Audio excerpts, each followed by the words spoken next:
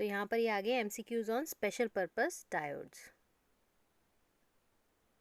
तो special purpose diodes होते हैं जैसे LED, zener diode, varactor diode, photo diode, ये सब क्या होते हैं? स्पेशल पर्पस डायोड्स होते हैं, मतलब किसी स्पेशल पर्पस के लिए डिज़ाइन किए गए होते हैं। तो इनके MCQs देख लेते हैं। तो पहला क्वेश्चन है a zener diode has a, तो जीना डायोड के केस में क्या होता है? शार्प ब्रेकडाउन होता है एट लो रिवर्स वोल्टेज। तो जीना डायोड में क्या होता है? ये ऑपरेट होता है रिवर्स बायस में, ठीक है, रिवर्स बायस में ये काम करता है। तो इसकी रिवर्स कैरेक्टरिस्टिक देख लेते हैं। ये हो गया V वोल्टेज, यहाँ पर आ गई करंट। तो जैसे जैसे वोल्टेज इंक्रीज होती है स्मॉल अमाउंट की करंट फ्लो होना शुरू होती है, फिर एक पर्टिकुलर वोल्टेज पे जंक्शन ब्रेकडाउन होता है और एक लार्ज अमाउंट की करंट फ्लो होना शुरू हो जाती है। इसी को कहते हैं शार्प ब्रेकडाउन, ठीक है, मतलब एक पर्टिकुलर वोल्टेज पे लार्ज अमाउंट की करंट फ्लो होना शुरू हो गई। तो जीना डायोड के केस में क्या होता है? शार्प ब्रेकडाउन होता है एट लो रिवर्स वोल्टेज। तो इसका आंसर हो जाएगा डी, ठीक है। नेक्स्ट क्वेश्चन है a zener diode is used as a voltage regulator. तो जीना डायोड की क्या प्रॉपर्टी होती है? जीना डायोड में क्या होता है? हमें आउटपुट पे कांस्टेंट वोल्टेज मिलती है, ठीक है। तो यही प्रॉपर्टी इसकी यूज़ होती है फॉर वोल्टेज रेगुलेशन। तो ये यूज़ होता है as a voltage regulator. So a zener diode is use as a voltage regulator. तो इसका आंसर हो जाएगा बी। नेक्स्ट क्वेश्चन देखते हैं अ जीना डायोड इज ऑपरेटेड इन। तो जीना डायोड ऑपरेट होता है ब्रेकडाउन रीजन में। अभी हमने इसकी कैरेक्टरिस्टिक देखी। तो जो जीना डायोड होता है रिवर्स बायस में काम करता है। तो रिवर्स कैरेक्टरिस्टिक ड्रॉ कर लेते हैं। ये V हो गया, यहाँ पर आ गया I, ठीक है। तो जैसे जैसे वोल्टेज इंक्रीज हुई स्मॉल अमाउंट की करंट फ्लो होना शुरू होगी, ब्रेकडाउन हुआ पर्टिकुलर वोल्टेज पे तो लार्ज अमाउंट की करंट फ्लो होना शुरू हो गई। तो ये रीजन होता है जहाँ पर ब्रेकडाउन हुआ और लार्ज अमाउंट की करंट फ्लो होना शुरू हुई। इसी रीजन को हम कहते हैं ब्रेकडाउन रीजन, और इसी रीजन में जीना डायोड ऑपरेट होता है। तो इसका आंसर हो जाएगा A. So a zener diode is operated in a breakdown region. Next question देख लेते हैं the output voltage of a zener diode rated as 12 volt plus minus 10% tolerance is. तो आउटपुट वोल्टेज क्या होगी? उसने कहा जब 12 वोल्ट है और टॉलरेंस 10% है, तो आप 10% निकालो 12 वोल्ट का, तो वो हो जाएगा 1.2, ठीक है। तो 1.2 हो जाएगा इसका 10%। तो एक बार इसको प्लस कर दो, एक बार माइनस कर दो, तो आंसर आ जाएगा। जैसे 12 में हमने 1.2 ऐड करा तो 13.2 आ गया, माइनस करा तो 10.8 आ गया। तो इसकी रेंज हो जाएगी 13.2 टू 10.8 वोल्ट। तो आउटपुट वोल्टेज हो जाएगी जीना डायोड की 13.2 टू 10.8 वोल्ट, ठीक है। नेक्स्ट क्वेश्चन देखते हैं a varactor diode is optimised for.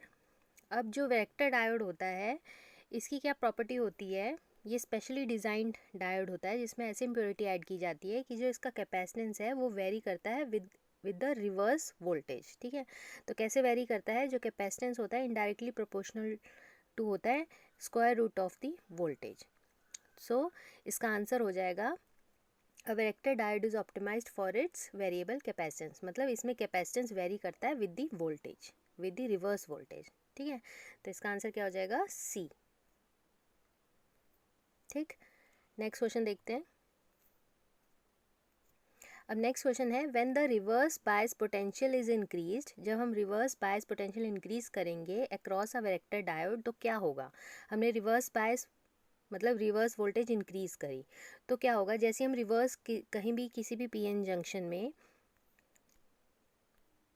जैसे PN जंक्शन है, ठीक है, जैसे PN जंक्शन फॉर्म होता है, ये P है, ये एन टाइप मटेरियल है, जैसे PN जंक्शन फॉर्म होता है तो उसके आसपास एक डिप्लीशन लेयर बन जाती है, ठीक है।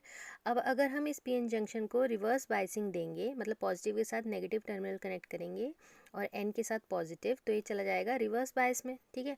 अब जैसे हम रिवर्स बायस वोल्टेज इसे अप्लाई करेंगे तो ये डिप्लीशन लेयर और बढ़ जाएगी और इसकी विड्थ जो होगी इंक्रीज हो जाएगी। तो मतलब रिवर्स बायस वोल्टेज के कारण width of the depletion layer क्या हो जाएगी? इंक्रीज हो जाएगी। मतलब W क्या होगा? इंक्रीज हो जाएगा। Width of the depletion layer increase हो जाएगी विथ रिवर्स वोल्टेज, ठीक है। अब क्या होता है अब वैरेक्टर डायोड में जो कैपेसिटेंस होता है वो इनडायरेक्टली प्रोपोर्शनल होता है विड्थ के, ठीक है। अब जैसी विड्थ इंक्रीज हुई तो कैपेसिटेंस क्या होगा? डिक्रीज होगा, क्योंकि इसका फॉर्मूला होता है C = ईटा A/W, ठीक है, C is inversely proportional to the width of the depletion layer.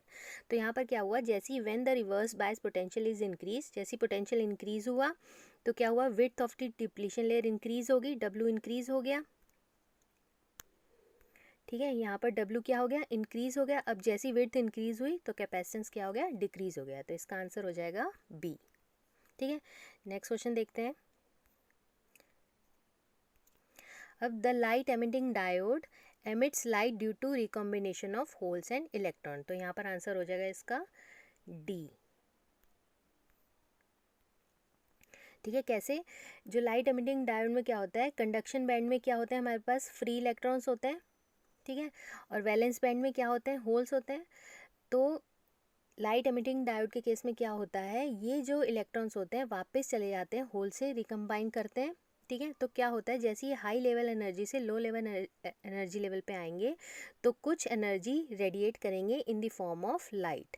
तो यहाँ पर क्या हुआ, एलईडी के केस में रिकॉम्बिनेशन होता है इलेक्ट्रॉन्स और होल्स का, तो लाइट जनरेट होती है, रेडिएट होती है। तो इसका आंसर हो जाएगा the light emitting diode emits lights due to recombination of holes and electron. ठीक है, तो इसका आंसर हो जाएगा डी। नेक्स्ट क्वेश्चन देखते हैं।